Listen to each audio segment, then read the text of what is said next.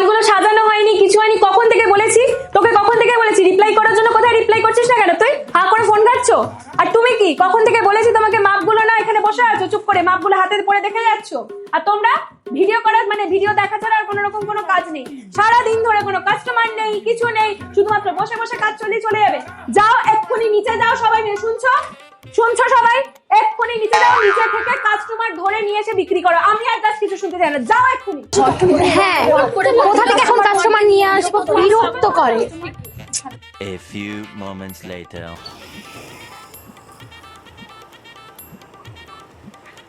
Excuse me, এই অ্যাড্রেসটা কি আপনি জানেন? ম্যাম জানি তো, আমরা চিনি অ্যাড্রেসটা। চলুন আমাদের সাথে বরং চলুন, আমরা দেখিয়ে দিচ্ছি। হ্যাঁ চলুন। আচ্ছা এই অ্যাড্রেসটাই আপনারা কনফার্ম তো?